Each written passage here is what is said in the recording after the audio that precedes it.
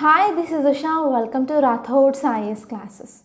Today in this lecture, we are going to see current affairs of 9th September 2021. In this lecture, we are going to discuss 8 topics which are very much relevant to UPSC. So let's get started with our discussion. First, let us see which are the topics we are going to discuss. So first topic is about MSP, minimum support price for Rabi crops. So this MSP is one of important topic in your economy. So we are going to discuss each and everything regarding this MSP also. Okay, that will be important from our static portion. So that article will be important from economy, which comes under GS paper 3.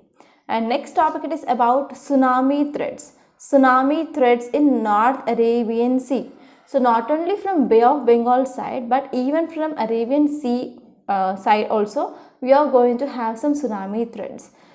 So this article will be important regarding this geography. To understand this concept, we need to know about this plate tectonics or plate movements. So there are 3 types of plate movements. Okay, so we need to remember that. And next one is India, Russia review Afghanistan situation. So after reading this article, I thought that recently in UNSC resolution which mainly passed by India, so Russia and China, they abstained. But now again, this Russia and India, they are mainly reviewing this Afghanistan situation. I didn't understand this much. Okay, so this article will be important from international relations point of view, which comes under GS paper 2.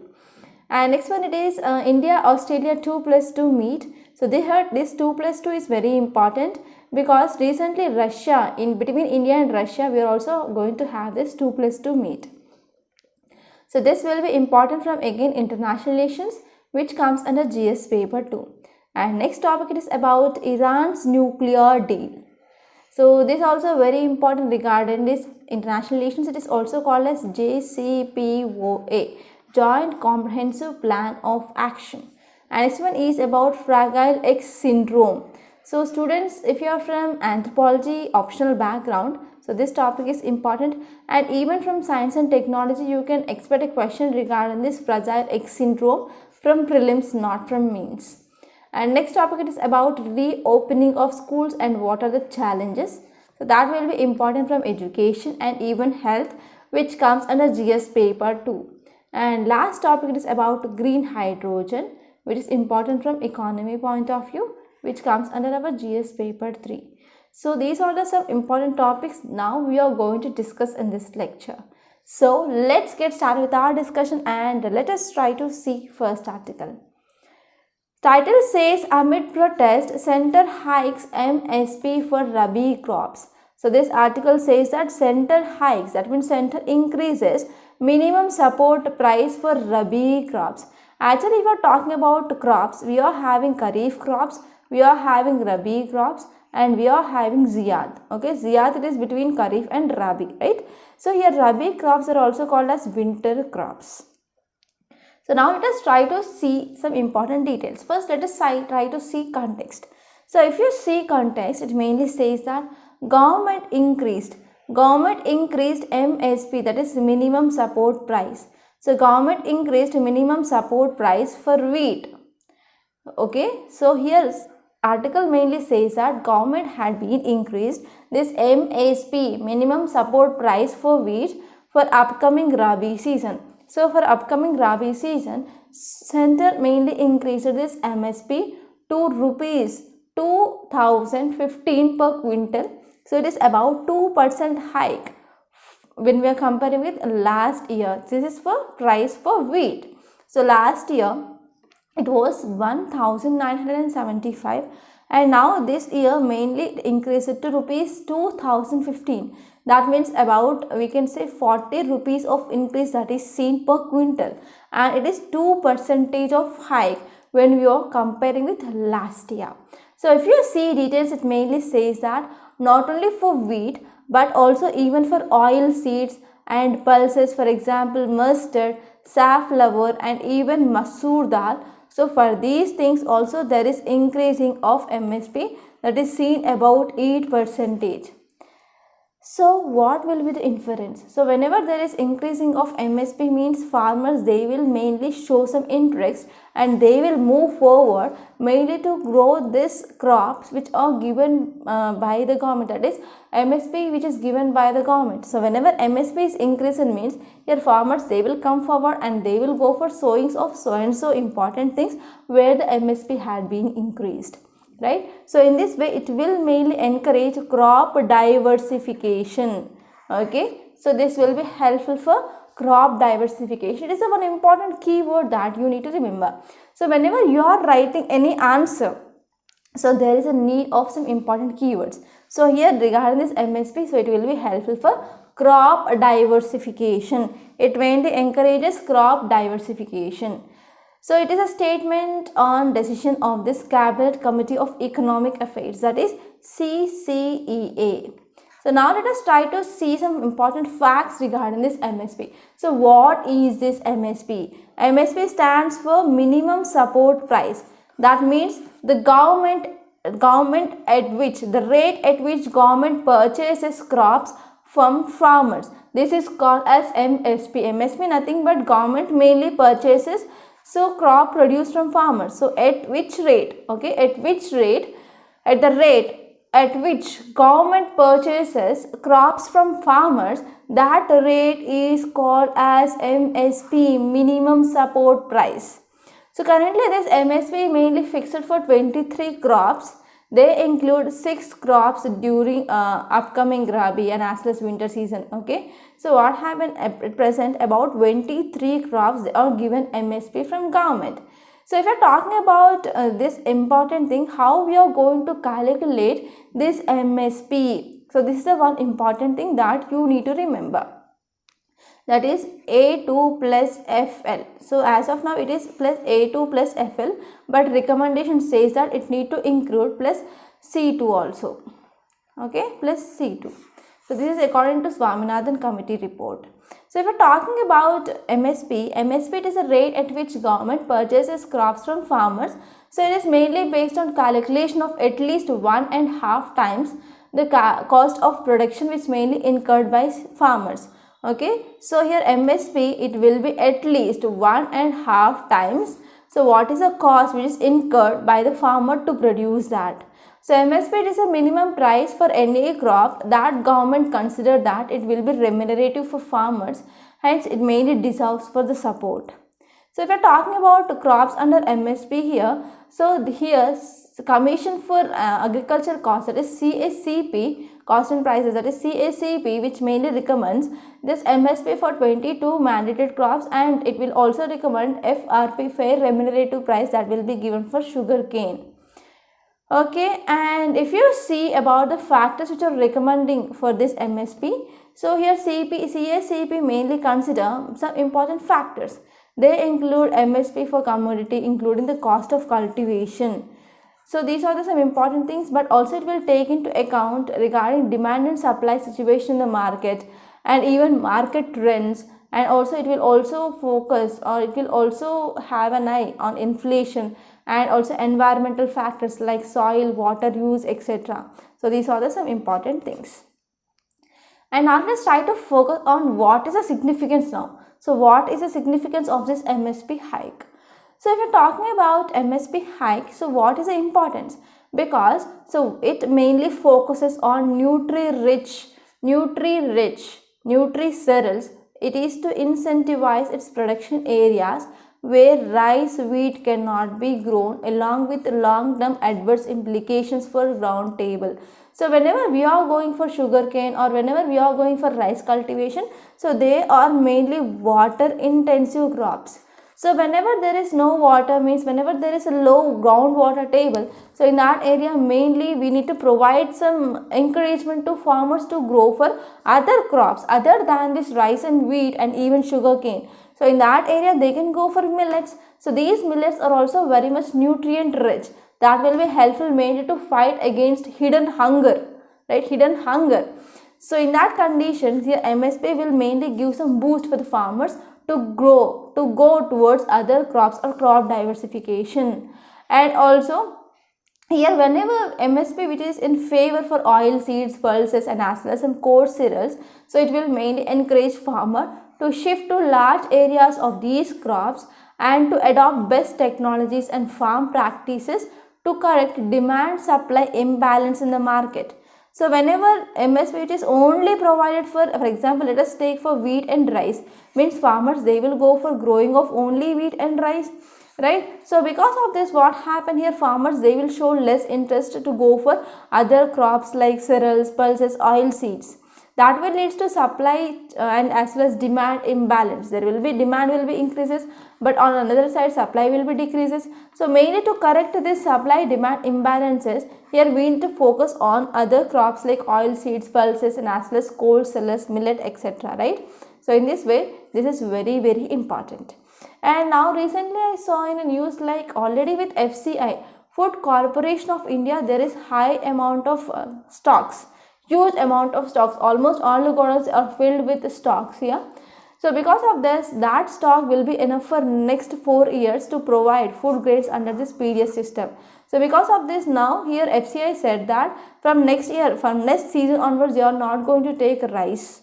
Okay, so because of this, here this type of MSP which is mainly given for other crops will be very much beneficial for farmer to go for crop diversification.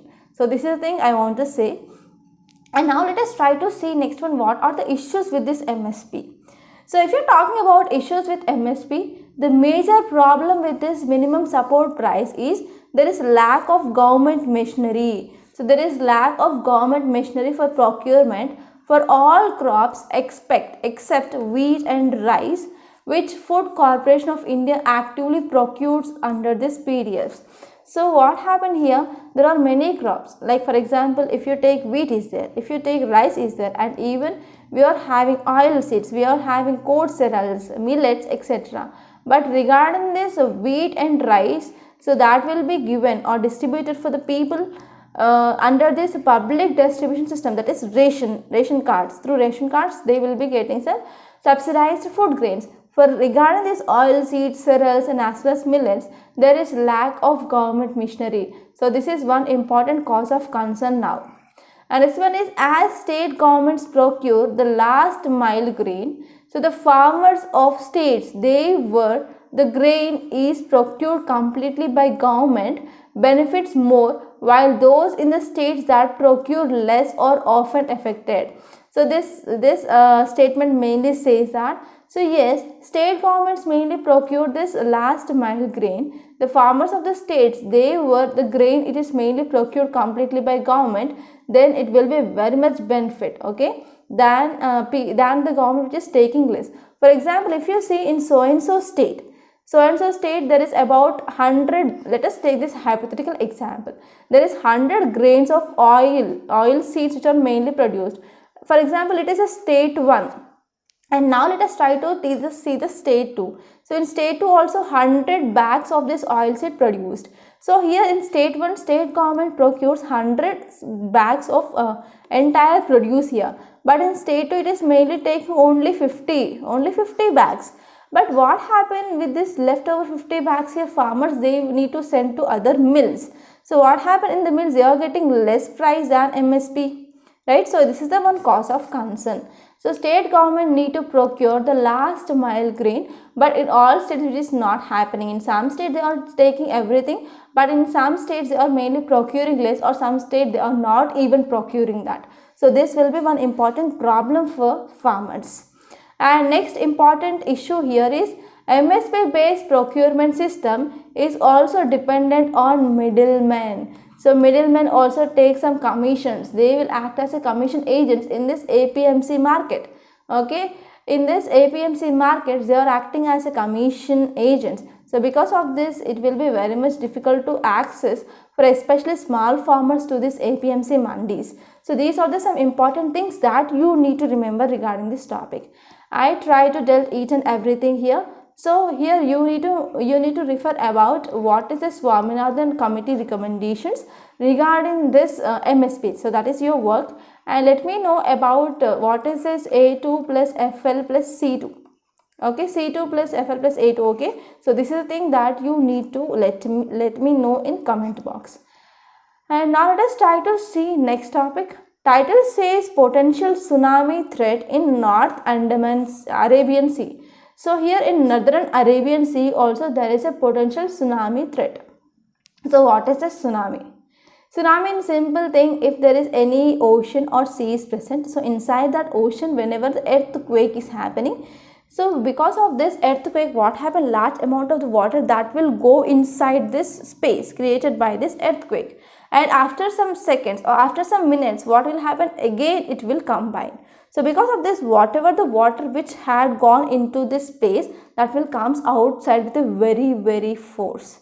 Okay, so first what happened, whenever the earthquake which is happening, there is receding of sea which is appeared. Okay, so there is receding of sea, and after few minutes or after some minutes, okay, so after let us take like 10 to 15 minutes, again here violent waves that will come, and that will come to the shore with a high speed. Okay, they are also called as rogue waves.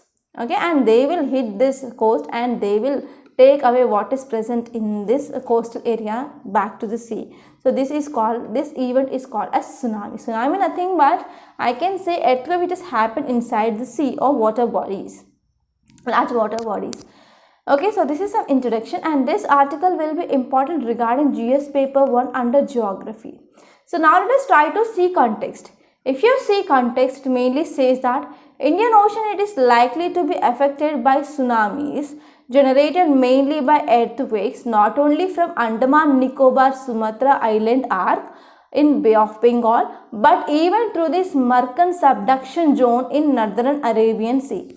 So recent one study mainly says that Indian Ocean is likely to affect by this tsunami. So recently in 2004 we experienced a huge and high range of tsunami that mainly experienced. So because of this 2004 tsunami, so even Indira Point, southernmost point of India, had been submerged in water. So what happened here, not only this Indian Ocean which is very much affected by this tsunami, but even in Northern Arabian Sea also, due to this Moroccan subduction zone, so we are also having a great threat of tsunami even in North Arabian Sea. So now let us try to understand what is the meaning of this island arc. So island arc, they are the system which mainly formed by oceanic lithosphere is subducted beneath oceanic or continental lithosphere. So now let us go back to basics. So if you are talking about plates, okay, so these plates mainly moves in mainly three types. If you are talking about plate movements, we are having three types: convergent boundaries and divergent boundaries and transform boundaries. Convergent means whenever two plates are coming towards each other. So whenever two plates they are coming towards each other, if there is any heavier plate, that will subduct. Okay, that will subduct. So this is called as convergent boundary. Divergent means two plates are moving away from each other. Okay, two plates are moving away from each other. It is called as divergent boundaries. Transform means one plate which is mainly sliding over other. So this type of movement is called as transform boundaries. So if I am talking about convergent boundaries, I will try to draw a diagram. So this is convergent boundaries. So plates are moving towards each other. So if you see, this is the heavier plate. Let us take this plate is heavier. So because of this heavier plate, that will mainly subduct below this lighter plate. So what happened, because of increase in pressure and temperature inside the earth, so this part will be melting. So because of this part which is mainly melting, that will lead to formation of mountains here, and here we see trench formation. Trenches mainly formed here, and here we can see mountains will be formed. So this type of boundaries is called as convergent boundaries. So these, because of this, whenever these island arcs are mainly formed due to this movement, okay, that is convergent boundaries. So whenever one plate which is mainly subducting beneath the another plate, that is either oceanic plate or either the continental plate, then that will leads to this island arc formations. Okay, and next one is island arcs are mainly recognized as tectonically very much active because are mainly located at convergent boundaries. So because of this, in this area we can see active volcanoes will be present. So if you see this image, you can understand. So it is Indo-Australian plate. So this Indo-Australian plate, which is mainly moving towards northwards, and it hit, okay, this Indo-Australian plate hit this Eurasian plate. So because of this, what happened, if you are talking about this is Eurasian plate and here it is Indo-Australian plate. So it is mainly moving towards northwards and it finally hit this Eurasian plate, and this Indo-Australian plate, which is heavier than compared to the of Eurasian plate, it mainly subducted, right? That led to formation of these mountains here. That is, we can say we can say Hindu Kush mountains are mainly formed here. And here if you see, because of this Indo-Australian plate that is moving towards, so here what happened, so whatever the sediments which are present in this Tethys Sea, that led to formation or eruption of this Himalayas. So first that led to formation of Trans Himalayas, Greater Himalayas, Lesser Himalayas, and even Sivaliks. So these are young folded mountains. And if you see here, we have this Himalayas, right? So what happened, if you see here also Indo-Australian plate that mainly hit here, right? So here we have Burma plate and here we have Sunda plate. So because of this, whenever Indian plate which mainly moving towards northward, it also hit this area, and that led to formation of mountains here, right? So they are also called as Purvanchal and even Arakan Yoma. So here if you see the continuation of Arakan Yoma, we can see here Andaman and Nicobar Islands. So because of this, Andaman and Nicobar Islands, which is mainly located at this plate boundaries, so this is also tectonically active. So that means we can see frequent earthquake formation and even volcanic activity, that is barren island is present, right? So here because of this earthquake, so here this Indonesian region, Indian Ocean region, so in this Indian Ocean and even in this Bay of Bengal region, we can see this is highly prone to these tsunamis. So already we know this. And what is this article mainly saying, that even in this Arabian Sea region also, which is very much prone to these tsunamis because of this Makran subduction zone.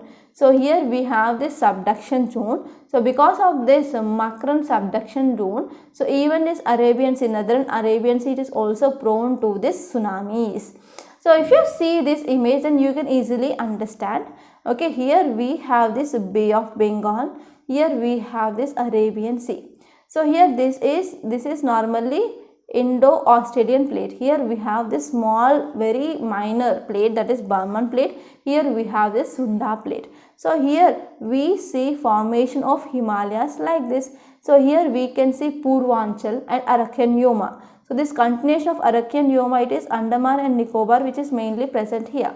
So here we have this Moroccan subduction. So because of this Moroccan subduction here, so even this Northern Arabian Sea is also very much prone to tsunamis. Okay, so whenever it is very much prone to tsunamis means, so this western coast is also very much prone, and even eastern coast from this Bay of Bengal. Okay, so this is the thing that you need to remember, and please try to open your NCERT and try to read about the tsunamis, earthquakes, and these major plates and minor plates. Okay, so this will be very important. So in which area we are having major plates and which area we are having minor plates, because in prelims you can also expect questions from this area. Okay, so this is about this topic. And now let us move on to next topic. Title says India-Russia review Afghanistan situation. So recently we studied number of times regarding this UNSC resolution, which mainly passed regarding this Afghanistan, right? But here at that time in this UNSC P5 members, China and Russia, they mainly abstained from this UNSC resolution. And now this article mainly saying that India, Russia, they are going to review Afghanistan situation, right? So this is a one of thing we need to know, like, so international relations, which is not static, it is always dynamic. So we can't expect what is happening tomorrow. Okay, so what happened today, it is not relevant to tomorrow and day after tomorrow. So this is the thing I understand, and I want to let you know also. So because of this, I want to give you one suggestion. So regarding this international relations, please don't try to mug up on daily basis. So even after 15 days or 1 week or every 1 month, please try to focus, because international relation is not a thing. We can't come up with a certain perspective regarding this international relations based on daily news. So you have to see and you have to analyze at least after 1 week or every 15 days or even after a month, and you can come up with your own perspective. Okay. So this article will be important regarding international relations, which comes under GS paper 2. So if you see context, it mainly says that India and Russia conducted their first detailed extensive review of the situation in Afghanistan. So India and Russia, they conducted their first detailed and extensive review. Okay. So India and Russia, they conducted their first detailed and extensive review of situation in Afghanistan, and finally India and Russia, they agreed to coordinate their positions at United Nations. So now let us try to see some details. It mainly says that during the meeting that came a week after United Nations Security Council resolution regarding this Afghanistan, which mainly under Indian presidency. So two sides, so after that both the sides, two sides, they agreed areas of convergence. For example, they include some areas of convergence like it is a broad interest of Afghanistan and as well as India. That is nothing but this areas of convergence. They mainly include threat of terrorism, okay, threat of terrorism from international terror groups which are present inside Afghanistan, and as well as flow of weapons, radicalization, and also increased use of this opium production.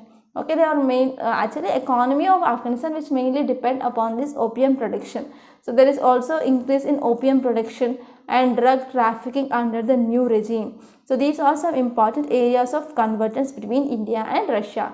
That is, first one is terrorism. Next one is international terror groups which are mainly residing in Afghanistan, and even flow of weapons, radicalization, and even increase in opium production, and as well as drug trafficking, etc. So in this context, Russian-Indian joint efforts mainly aimed at creating conditions for launching a peaceful settlement process. Okay, so now here India and Russia, they are going to come up with some joint efforts, and these joint efforts mainly focusing to create conditions, and in these conditions they are mainly going to launch peace settlement process on the basis of intra-Afghan dialogue. And also they agreed mainly to coordinate the approaches of Russia and India in multilateral formats in Afghan settlement. And if you are talking about some basic things that we need to focus here is, so importance of Russia for India. So why Russia is important for India? First one is on our this side we are having China. Mainly to counter China, we need the help of Russia. So Chinese aggression mainly seen at line of actual control, right? That is in eastern Ladakh region. So in 2020, that is March and April 2020 onwards, we are seeing there is a standoff between India and China at LAC region, and that also led to Galwan Valley incident. So in that incident, about 20 soldiers of Indians, they had been lost their life, right? So because of this Chinese aggression in the border areas of eastern Ladakh, which mainly brought India-China relations to an inflection point now. So because of this, mainly to balance this China, we need the help from Russia. So this is the thing that we need to focus. And next one is emerging new sectors of economic engagement. So apart from traditional areas of cooperation between India and Russia regarding weapons, regarding hydrocarbons, nuclear energy, diamonds, etc. And now there are many other new sectors have been emerging. For example, mining, agro-industrial, high technology, including robotics, nanotechnology, and as well as biotechnology. So in these areas, we need some help from Russia. And next one is we need to focus on combating terrorism. India and Russia, they are working mainly closely to gap of Afghanistan, and also as they are mainly focusing to calling for early finalization of comprehensive convention on international terrorism also. And next one is support at multilateral forums. Additionally, Russia mainly supports India's candidacy for permanent membership of a reformed United Nations Security Council and as well as nuclear supplier group. So mainly for India's entry into this NSC, that is nuclear supplier group, and even for the permanent membership of this United Nations Security Council, we need the support from Russia. So these are some importance of Russia for India. So now let us try to focus on why India is important for Russia. So first one is again to balance China. So Russia, China, they are currently in quasi-alliance setup. So however, Russia is also having some threats from China. So because of this, to balance this China, it need help from India. And next one is for reviving of this Eurasian Economic Union. So Russia mainly seeks to leverage India's soft power to gain legitimacy in the success of Eurasian Economic Union. So in this way, here Russia needs mainly India for reviving of this Eurasian Economic Union. So this is just of this topic. And now let us try to see next topic. It is about India-Australia to hold 2+2 meeting. So it is 2+2 meeting between whom? India and Australia. So if you are talking about context why it is in news, because if you see India and Australia, they are going to hold this will hold inaugural 2+2 ministerial meeting during the upcoming visit. So during the upcoming visit of Foreign Minister and Defence Minister from Australia, they are going to hold or they are going to have this 2+2 meet. So if you see some details, it mainly says that, so in this inaugural 2+2 discussions, they are one of important cornerstone for India-Australia Comprehensive Strategic Partnership. So regarding this India-Australia Comprehensive Strategic Partnership, so this 2+2 discussion will be very, very important, and they will act as a cornerstone for India-Australia Comprehensive Strategic Partnership. And here this is also focusing mainly on commitment to secure, stable and also prosperous, to secure, stable and prosperous Indo-Pacific region. And it will cover economic issues, cyber security, climate change, critical technology and as well as supply chains. So it will mainly cover economic issues, cyber security issues, climate change, critical technology and as well as supply chains. So if you talk about some important facts regarding what is this 2+2 dialogue, so this part will be important from your prelims point of view. So this 2+2 ministerial dialogue, which is one of highest level institutional mechanism that mainly present between two countries. So between two countries, so this is the highest level institutional mechanism, and it is a format of dialogue where defense or foreign minister or secretaries, they meet with their counterparts. So in this meeting, so defense ministries and as well as from foreign minister secretaries, they meet with each other. And India till now holds this 2+2 talks with Australia, Japan and USA, and we are going to have this even with Russia. So this will be very, very important, and don't forget about this. And this is the gist of this topic, and now let us move on to next topic. Title says Iran urged to resume nuclear task. So this article mainly talking about nuclear talks. So this article especially focusing on Iran's nuclear deal. It is also called as JCPOA. It is Joint Comprehensive Plan of Action. So which mainly comes under GS paper 2 under international relations. If you see context, it mainly says that US and Germany stepped up pressure on Iran. So now here US and Germany, they are mainly keeping pressure on Iran to return soon to the talks on its nuclear program. So because of this is in news. So if you see details, the last round of talks by the remaining parties to 2015's Iran nuclear deal ended in June, and no date has been set for their resumption. So because of this, now US and Germany, they are keeping pressure on Iran to return soon to the talks. And here United Nations nuclear watchdog says Iran has continued to increase its stockpile of highly enriched uranium, and it is mainly breaching accord. So regarding this Iran nuclear deal, I explained number of times. If you don't know me, please let me know in comment box. So I will be coming up with a separate lecture.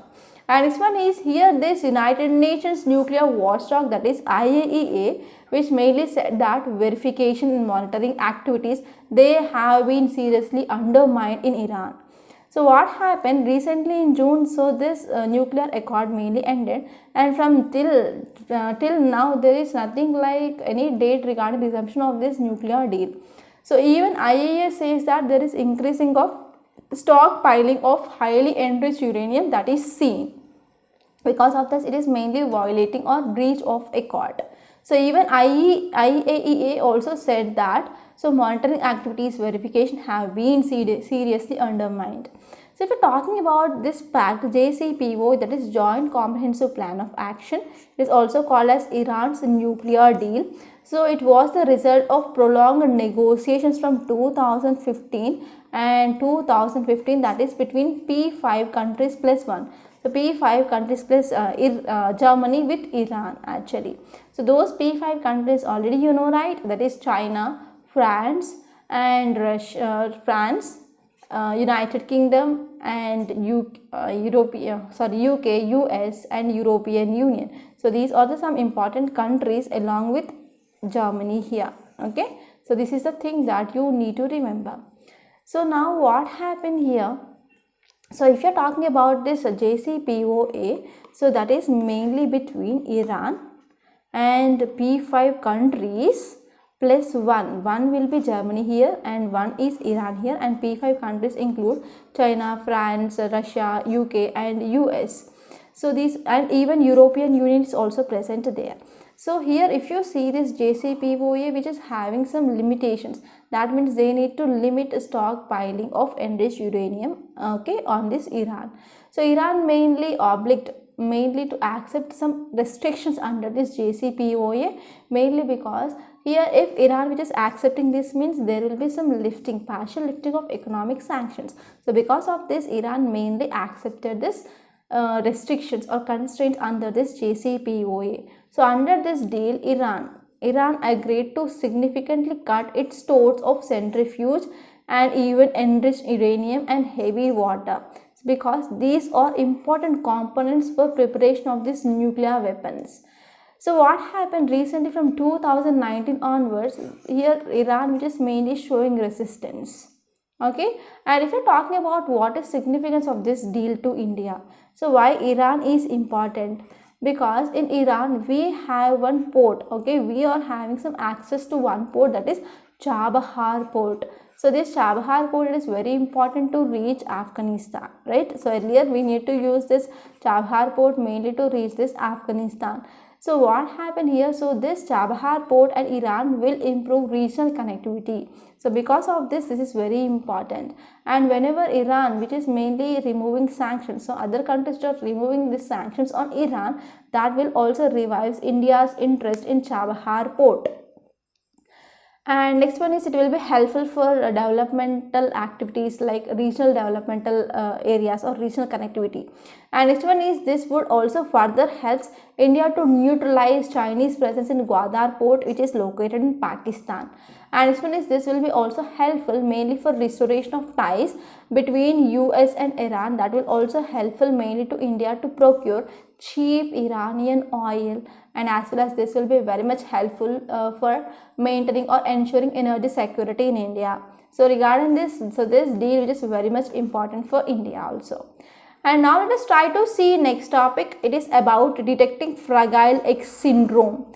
So you cannot expect much details or much questions from this topic, but you can expect questions regarding this topic from prelims. Actually in 2017, a man in Delhi who is mainly affected with this Fragile X syndrome, okay, and he got to know he is suffering from that syndrome at years of he was at present 40 years of age. Okay, so this article mainly says that whenever we are going for early detecting of this type of things, then that will be very much helpful to improve quality of life of individual. So this is the thing, and now we are mainly focusing on what is this syndrome and what are the signs and symptoms, etc. So if you're talking about this Fragile X syndrome, so this mainly associated with the tremor or ataxia syndrome. So it is a Fragile X associated tremor and ataxia syndrome. So here this syndrome which is mainly regarding our movement and even thinking ability or cognition. So this Fragile X associated tremor ataxia syndrome which is mainly one of problem associated with movement and as well as thinking ability, that is cognition. So here this Fragile X associated tremor or ataxia syndrome, it is a late onset disorder. So it is a late onset disorder which usually occurs after age of 50, and its signs and symptoms which mainly worsen with age. So whenever age is increasing, in the same manner signs and symptoms will be worsening. So this syndrome mainly affects males than compared to the females. Okay, so it affected individuals, they have areas of damage in part of brain. So in part of brain, so we are having different parts of brain, right? Cerebellum will there, medulla oblongata, so and so, cerebrum, cerebellum, medulla oblongata. So here's this cerebellum which is mainly regarding our movement. So this area which is mainly affected or damaged due to this syndrome. So what happened in this cerebellum? Okay, there is some white matter. So if you see in brain, we are having white matter will be there and gray matter will be there. So this white matter will be having some damage, or brain tissues in this white matter will be got damaged. So because of this, that is leading to this syndrome. So this disorder which mainly results in progressive cerebellar ataxia. So because of this cerebellar ataxia, that led to this disease. And next one is, so here this disease mainly caused by mutation, right? So this mutation mainly seen in a gene. That gene is Fragile X mental retardation 1 gene. So because of this name which is given, that is Fragile ataxia syndrome. So the number of repeat RNAs in patient with this syndrome, that could be made up to 200, and normally it will be 55. So repeat RNAs, okay, so repeat RNAs in the patient, in the patient of this syndrome we can see up to 200, but normally it should be 50. So excess of this repeat RNAs mainly cause cytotoxicity, that is cellular toxicity in neuronal cells. So because of this, it is mainly damaging the cerebellum, okay, which mainly controls movement. So this is gist of this topic, and now let us move on to next topic. So this is a very simple, this topic is about back at school, that is reopening of schools. So here, whenever we are going for reopening of schools, we need to focus on safety also. So this is the thing which mainly focused here. So if you see the this article which mainly focusing on reopening of schools. So as you know that many state governments, they have taken difficult decision to reopen the schools for some classes, especially for, we can say, higher classes. And here this reopening of schools, it is also encouraged by public health experts, because children are not much affected with this COVID-19. So whenever there is a reopening of schools, it will be very much beneficial for students and as well as society at large. So if you are talking about a week after many schools, they have been reopened. So majorly schools opened for secondary and as well as higher secondary level schools. Okay, higher secondary level and as well as secondary level students. So infections among the teachers and students, they have not triggered an alarm, but although there are general social attitudes which mainly seen towards this pandemics, they have seen negligent now with the reopening of schools. So if you see some data regarding this Tamil Nadu, so data from Tamil Nadu shows that after reopening of schools, about 30 students and teachers, they got tested positive. So because of this, here the state government that mainly responded, and it went for contact tracing and as well as some isolation, etc. So even though the institutions are kept open, but they are going for contact tracing and testing. And if you see Kerala, in Kerala we are seeing a drastic situation. So there are more than 25,000 cases that are recorded every day. So because of this, what happened, they are mainly thinking about whether they have to reopen the schools or not. Okay, so this is a thing which mainly seen in Kerala. If they want to go for opening of schools, at least one single vaccination that need to be done. So if you see this recent study by economists in August, they shows that mere 8% of students in rural areas, they have regular access to this online learning, and about 37% of students, they do not studying at all. So this is a thing which already we discussed in our yesterday's lecture, right? And it also found that only a minority of students with smartphones, that is about 31% in urban areas and about 15% in rural areas, they receive regular instructions or regular online classes. So in this context, many public health experts, they mainly say that younger children who are typically between 6 to 14 years of age, so they are having lowest risk of this moderate or severe COVID-19 infections, and they need good foundational teaching. So due to this school closure in India, since March 2020 onwards, there is a learning loss that is seen. So because of this, here we need to provide some foundational teaching that is essential now in this situation. And most of the students, they are not eligible for vaccination, because for children there is not at like vaccination which come into market. So here WHO mainly recommends that for those children, they want to come to this school. So it is a one of we can say like risk based, and we need to take about community transmission also into account, and even ability to maintain physical distancing and as well as good ventilation, so they can be taken into account whenever we are going for reopening of schools. And even vaccination of teacher and as well as school staffs, that should be done on a priority basis. Okay, so this is the gist of this topic. And now let us try to say next topic. Before saying this topic, I want to make a small announcement on this platform. If you want to clear UPSC 2022, we came up with one excellent, highly beneficial and as well as highly economical course, that is Current Affairs Package along with mains answer writing practice. So how this course will be useful to clear UPSC 2022? So one thing I want to say here is, before entering into examination hall, you need to know at least 1.5 years current affairs for sure. And this is right time to join this course to cover this 1.5 years current affairs in a comprehensive manner. And the next one is, we are also focusing on mains answer writing practice here. So even though if you're done with your prelims, if you have not yet started with this mains answer writing prints, you will be out of race for sure. Because in mains you will be having just 3 hours of time, and you need to answer 20 questions. You need to answer 20 questions within 7 to 7.5 minutes. So now you can imagine how fast should be and how perfect you should be.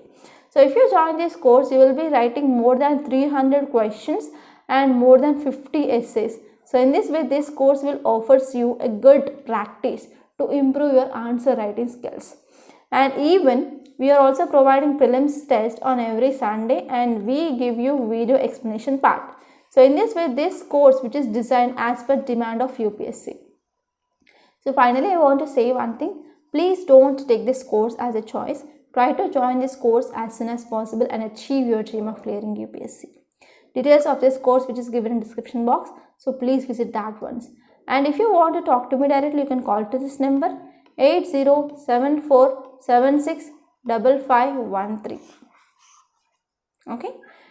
Now let's come back and let us see the last topic of the day. It is about green hydrogen. Green hydrogen, a new LA for a zero carbon future. So this article will be important regarding environment and ecology and even economy, which comes under GS paper 3. So this article mainly talking about here green hydrogen. So now let us try to see what is the important thing regarding this green hydrogen, that is from our UPSC point of view. So if you're talking about hydrogen, actually you know that formula here is H2. Hydrogen mainly formula here is H2. So hydrogen, it is one of most abundant elements on the earth for a cleaner alternate fuel option. So if you want to go for a cleaner alternate fuel option, we are having huge amounts. This most abundant element, that is hydrogen. So if you're talking about types of hydrogen, we come across green hydrogen, blue hydrogen, brown hydrogen, gray hydrogen, right? So what is the difference between these? So first one is green hydrogen. So green hydrogen mainly produced by electrolysis of water. Okay, so whenever we are breaking this water, so we are getting this hydrogen. So that is called as a green hydrogen. And here the byproducts will be like water. Okay, water and as well as water vapor will be the byproducts. So there is no release of carbon dioxide. So it is called as green hydrogen. And this one is brown hydrogen. So brown hydrogen mainly produced using coal where emissions are released into air. So it is called as brown hydrogen. Grey hydrogen means it mainly produced from natural gas. So where the associated emissions again are released into air. So in brown hydrogen it is released, and even grey hydrogen. So in brown hydrogen it is mainly produced from coal, the grey hydrogen from natural gas. And this one is blue hydrogen.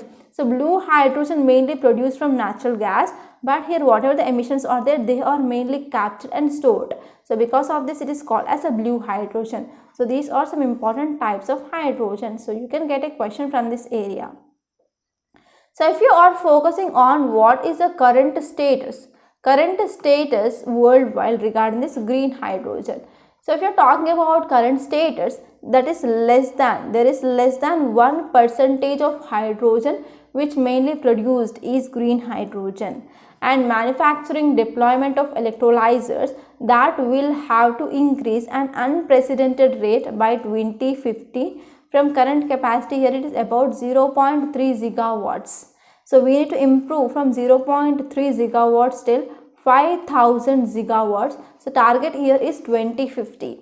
And if you are talking about especially regarding Indian scenario, so if you are talking about consumption of hydrogen, India consumes about 6 million tons of hydrogen every year from production of ammonia and as well as methanol in industrial sectors, including fertilizers, even in refineries. So in all these things we are mainly using about 6 million tons of hydrogen every year, and this mainly it can be increased to 28 million tons by 2050. Okay, so your target here is we can increase it to 28 million tons by 2050.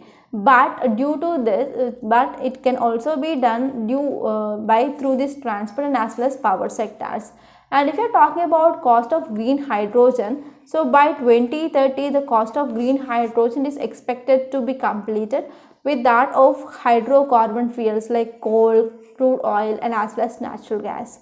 So what will be the benefits if you are moving towards this green hydrogen? So first one is green hydrogen that will be very much helpful mainly to drive India's transition to clean energy. So we can move towards this clean energy and we can combat climate change. So this is the first important benefit. And this one is under this Paris climate deal we came up with this nationally determined contributions mainly to achieve this. So this will be very much helpful. And it will be very much helpful mainly to reduce emission intensity by 33 to 35% from 2005 levels by 2030. And even it will be helpful to reduce import dependency, where it will be also helpful mainly to decrease our imports. And in return it will be also saving our forest reserves. And this one is the localization of electrolyzer production and development of green hydrogen projects that will mainly create new green technologies market in India. And this technologies market here is about $18 to 20 billion, and it can create some thousands of jobs. So thousands of jobs, it is very much important now in this present situation. So these are some important benefits. And now let us try to focus on challenges. So first important challenge here is economic sustainability. So one of the biggest challenge that we are facing regarding this green hydrogen here is economic sustainability for extracting this green hydrogen, whether it is economically sustainable or not. And this one is if you want to go for getting that infrastructure technology, which is very much huge cost, high cost, and as well as there is lack of supporting infrastructure in India. And next one is for transportation fuel cells, hydrogen must be cost competitive and conventional fuels and technologies on per mile basis. So even though if you are getting this green hydrogen, so if you are using for this conventional fuels, whether it is a competitive or not, so we need to also think about that. And next one is fuel cells, which mainly convert here this hydrogen fuel to usable energy for cars, that is still very much expensive. Okay, and next one is hydrogen station infrastructure that need to refuel hydrogen fuel cell cars will still widely underdeveloped. So regarding this, whenever we are coming up with this hydrogen fuel that can be used as energy in cars and vehicles, then what happened, we need to also establish some infrastructure, right? Hydrogen station infrastructures. So those stations are underdeveloped. So these are some important challenges we are facing regarding this green hydrogen. So this is gist of this topic. I hope it is very much clear. So by this we are concluding today. I hope you enjoyed this lecture. Please subscribe to my channel and don't forget to like, share and comment my videos. And for the PDF of this lecture, join the Telegram channel, link it is given in description box. And don't forget to enroll to this current affairs package. Thank you so much.